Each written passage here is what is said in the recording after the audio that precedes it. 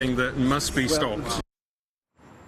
Let's speak to Daniel Dalton, the Conservative Party member of the European Parliament. Hi, Daniel. Hi. What would you like Theresa May to be saying in the meeting in there? Well, I think the key thing is to get the message across that the withdrawal deal, as it stands at the moment, isn't going to get through the British Parliament. So there needs to be some changes to it. I think that's going to be the key message that the Prime Minister gives. The message was given 2 Tuesdays ago to that effect. I think the EU wants a little more detail. Well, the Prime Minister was given the 3 options that you mentioned earlier about the changes that the UK would like to see. I think any one of those 3 changes would give a possibility of that deal getting through the British Parliament. Well, hold on, let's explore the 3 options. A time limit on the backstop. The EU has said it's not a backstop if there's a time limit.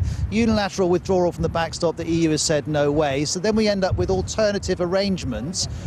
Can you give me a bit more detail on what those might be? Well, I mean, there are technological measures that could work on the border, but I don't buy your inference of the first one, that the UK not being able to leave the backstop unilaterally should be something that the EU would reject. I mean, then it's not a backstop, is it? Because then you could be in a situation with the UK leaving and the EU having no agreement on how to handle the border. Yes, but how many international treaties have been signed where one party can never leave that treaty? I mean, that's the issue here, is that are you really expecting the UK to sign a treaty that it can never leave? I mean, give me examples of any other countries that have done that. Well, OK, let's assume that you don't like that option, and evidently lots of Conservatives don't. Let's go back to the alternative arrangement.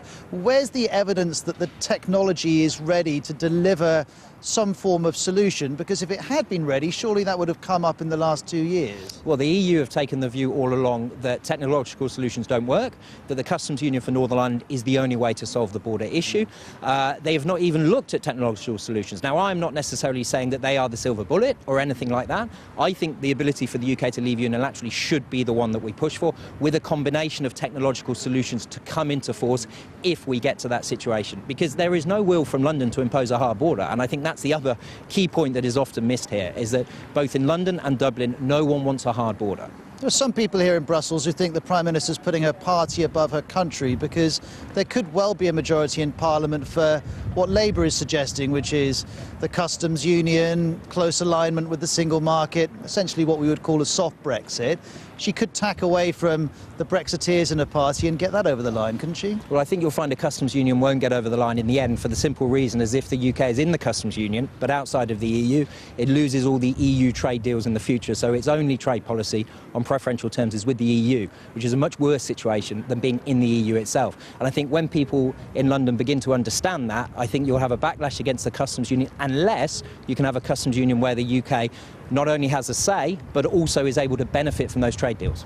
Now, you spend an awful lot of time here in Strasbourg. You watch the relationship between the UK and the EU closely. There's comments from Donald Tusk yesterday. Do you think that's a taste of things to come, the fact that the UK will be a rival to the EU rather than a partner in the near future? I think you're reading a little bit too much into that, to be honest. I mean, they were comments that shouldn't really have been said for a man in his position, but I don't think that means that we're going to have a partnership that is not based on mutual trust and friendship like the one that we've had up to now. It will just be a different relationship when the UK is outside of the EU. Daniel, thank you very much indeed. Next, let's speak to Mercedes Bresso, an Italian member of Parliament from the Progressive Alliance of Socialists and Democrats. What would you like to hear from Theresa May? First of all, I don't think that Theresa May is trying to change the withdrawal agreement. It's the framework for future relationship that is in cause in this moment.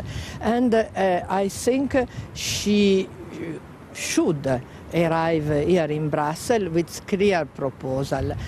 We have a essential point is not to have a hard border between the 2 Ireland. This, I think, is the main point. There are 2 solutions. One is to stay in the custom unions or also in the single market. I think that this will be the best for both, or to work on a smart border. There are possibilities. We already have a smart border between Switzerland and Italy, Switzerland and France, Switzerland and Germany, and between Norway and Sweden. So it's possible, but you have to know what you want. And we heard yesterday how angry Donald Tusk is with some Brexiteers. Are you that angry? No, we are not angry. We feel comfortable inside the European Union, and we are waiting for really knowing what the United Kingdom want. We are ready to discuss also in the Parliament. We know all the possibilities, but you have to present to us a clear proposal. Otherwise, what you don't want, we know, but what do you want, in fact? Mercedes Bresso, thank you very much. Daniel, if I could just bring you in. I stood here a few days after the Brexit vote in 2016 and was told by Jean-Claude Juncker, we need to know what the UK wants. I'm standing here 2.5 years later, Brexit's about to happen, and he's still asking to know what the UK wants. It's a little embarrassing, isn't it? Well, I think the UK has made it clear now what it wants. I mean, we're very close to a withdrawal agreement. The problem is the backstop. It's one element. The other elements of the backstop of the withdrawal deal have been agreed. We just need to get this one over the line. I think it's relatively clear now what needs to be done from the UK perspective and from the EU perspective. Both of you, thank you very much indeed for your time. So the situation here in Brussels is Theresa May will have 3 meetings. First, the President of the European Commission, then the President of the European Parliament, and finally the President of the European Council, Donald Tusk. And of course, here on BBC News, we'll be keeping you up to date on all 3. If you're getting confused by any of it, I would highly recommend the Jargon Buster online as well on the BBC website, which takes you through all the details of this complicated but very important process. Busy day for the Prime Minister and for you, Ros. Ros with us throughout the day here on BBC World News.